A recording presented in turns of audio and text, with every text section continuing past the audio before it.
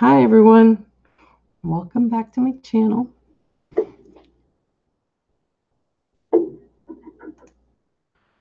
I am doing another jewelry making video, and I got an order on eBay for a bracelet, and everybody seemed to have fun yesterday, and so I'm doing another one. This one was for a mala bracelet.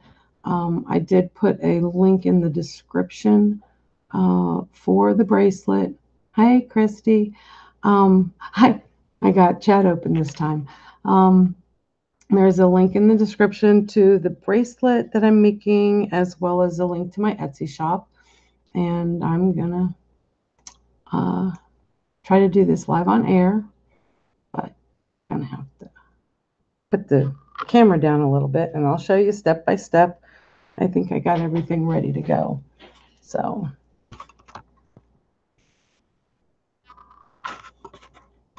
I think that'll work. I'm trying a different angle. Hey Todd, how are you?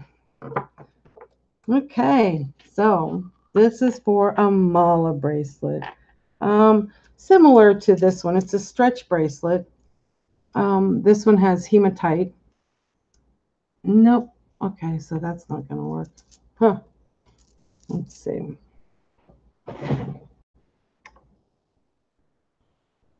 Okay, I tried to move the ring light. Okay, so anyways, this is made with stretch cord. And I did a lot of research before I started making these bracelets. And this is what I use. Elasticity 0.8 millimeters, because most of these beads have a 1 millimeter hole. So I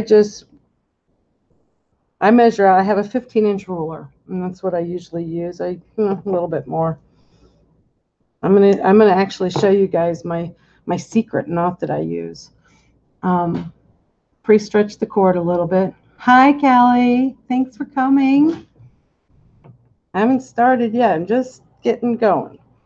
Okay, so this one is for muscovite. In fact, I have to redo my listing because this is the last of my muscovite 8 millimeter beads, and I can only make one bracelet, and I'm going to have to change. I have some faceted muscovite also. So with the cord, you'll get to see the finished product. That's going to be fun. Let's see. Check it out in the light.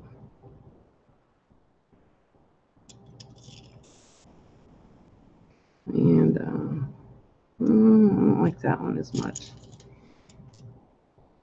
I hope y'all can hear me okay.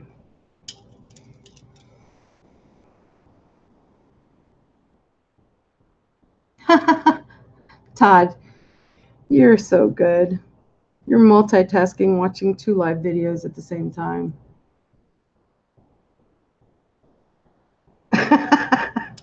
Yeah, we get limited. Boy, I got to get my eyes checked and a new pair of glasses. I have trifocals, but it's time for a renewal.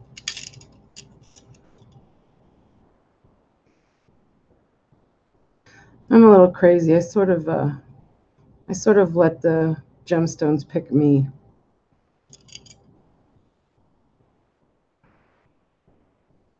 I could close my eyes and do this.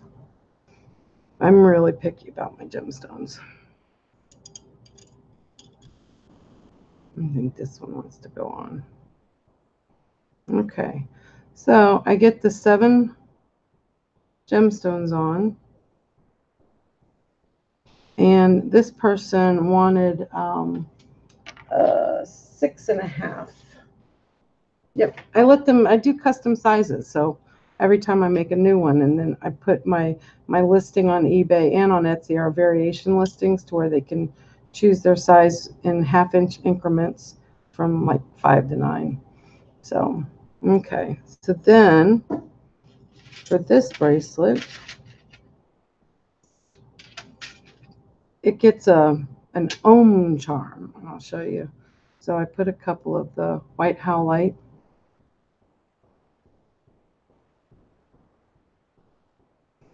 And then I have, these are made for big hole bracelets. And it's got a little loop on the bottom to where I can put a jump ring with the charm on. And it nestles right in between the beads. Okay, so then I just start taking my white howlite. These really don't take a long time to make. Most of my cost in making these is in the quality gemstones. I prefer to, I don't normally buy my gemstones online. I have a local place that I can go and hand pick my gemstone strands. And I like to see them and feel them and lick them. No, I'm kidding. I don't really lick them. But that's a joke in the rock hound world. You lick your stones. But yeah, I like to see them. I want to know that they're real. But sometimes they don't have some of the gemstones. And so I have a couple of suppliers online that I have used.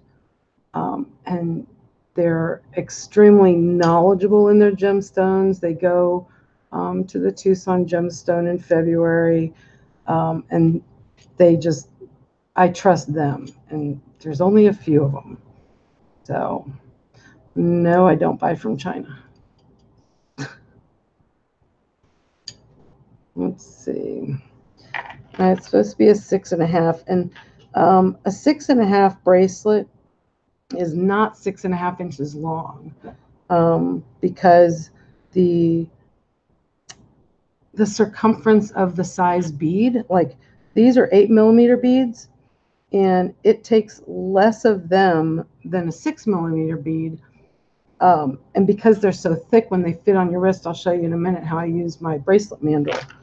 So that's why I always tell in my descriptions, they say to put a string around your wrist, or like us resellers, we always have the Taylor tape measures, the soft ones. And that's the measurement that I use to make the bracelet. So I'm at 7 right now, and she wanted a 6.5. So I'm just going to do a just a little crossover knot. And I check it on my mandrel, and it's got, let's see if that light's going to help. Dang it. Brighten it up. Now you can see, I think, the sizes. So I check it on my mandrel, and I need more of the white howlite. Maybe one, maybe, I think 2. Let's try that.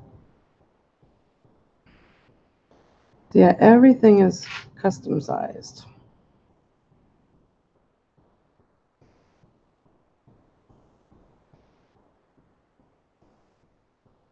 So then I adjust that.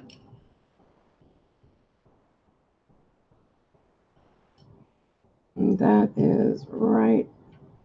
That's between 6.5 and 6.25 and 6 3/4. But I'm going to go with that instead of making it too tight. I can check it. Let's check it. If I take one bead off,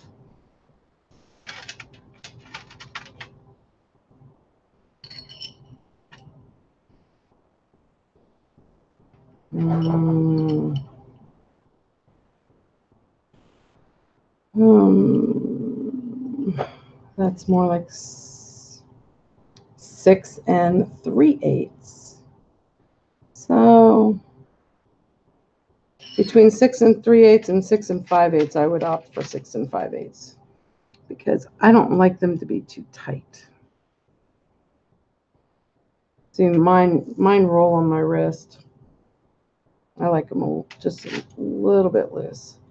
Pre-stretch the cord. Okay, so here's, let me get this ready. Let's get these out of the way. We're done with the beads. And I don't want to knock them off. This is the secret knot. And out of all of my a shungite bracelet. Oh, you asked me about that. No, the shungite, and I'll just say, because I'm so picky about the quality of the gemstones, that you can go on Etsy, you can go on eBay, and you can find someone that calls these black beads shungite. But I'm a skeptic, and you can put that name, and unreputable people or Chinese sellers will just take a black bead, a strand of black beads, and call it shungite and charge up for it when you're not getting shungite. Shungite is one that I would only want in, like how Todd has a medicine pouch or a mojo bag with either a tumbled or a raw stone. That I would only get like that. I mean, you could wire wrap a raw stone, but I wouldn't trust anybody that says they have shungite beads.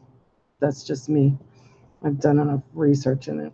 Okay, so my secret knot, and I have probably, I don't know, 40 bracelets over on my bracelet stand, and knock on wood, I haven't had one break on me. So, and I use super glue gel afterwards, but I get it ready. I do pick one of these large hole metal spacer beads to hide the knot. I don't like the knot showing. Okay, so it's like a square knot. So it's going to be, let's see, right over left. And then I give it a tug. Not too tight, not too loose. Then I do left over right, but the surgeon's knot is going over it twice. So it's not just going over once, it's going over twice. And then I put a little extra tension on, and I get ready, and then I go pull. I've never shown anybody my secret knot. And then I pull on it to tighten it up. And then I put a real little dab of glue on each side. And everybody that makes stretch bracelets, they use different methods. This is mine. So then with the glue on it, I give it another tug to make sure that the little bit of glue will work its way into the little crevices of the knot, and then pull again on the stretch cords. And then I snip off close, not too close. I probably leave about, oh, I don't know, an itty bitty bit. Snip those off, and the knot goes in the metal bead. And that's the muscovite bracelet. Now, the only other thing, I'll close the super glue up fast. Okay. And then with these bracelets that I make, I hang a charm off of the spot for a charm. And I use David. Oh my gosh, I feel so honored. Thrifty Dad's here. I could get him to come live with me. Wouldn't that be a hoot? I just had to order some more of these charms because I went through them all. So my charm, I always do it the same way. I'm a little bit OCD. These are twisted jump rings, and they're extra strong. And I have to find the rough spot.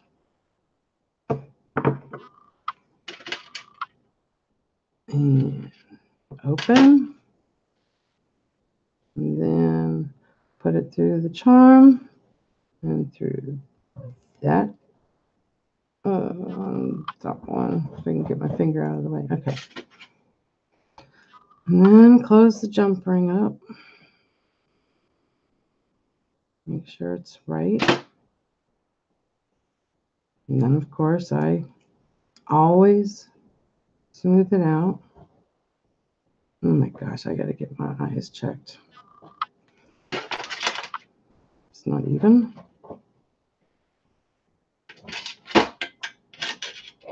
Okay, there it's on the same plane.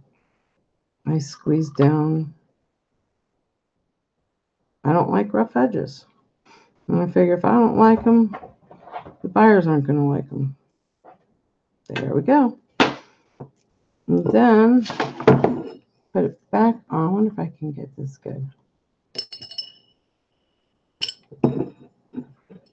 And see, it's right past the 6.5. Yep. So that is a successful bracelet. And a little charm hanging off of it. I'm a 6 3/4 on my wrist, so I'm not going to put it on my wrist. Muscovite is sort of like a strawberry looking, but you can see the inflections in it, and it's really a nice gemstone. Esme, I've got tons of these jewels. Wait till I bring my torches out. I hope y'all watched Wade's Ventures last night. That lady Sandy. Oh my gosh, she's what I want to be 10 years from now. Just playing with my torches and melting metal. As far as my packaging goes, this bracelet's done. It's done, ready to go, inspected, and then I put it in a black velvet pouch. Drop it in, and a 6.5 fits in it better. When you get up into the bigger ones, they don't fit as well. And I don't really seal it all the way. But then I have all these organza bags that are larger, and I have different colors. And then I usually try to pick the color that matches the gemstone in the bracelet. So I grabbed a pink one, drop that in, drop in my, these are my business cards for Etsy. Drop that in, and then I shut that one up tight. And that is from start to finish. And then I've got, I've already got the label made. I got to go change that listing.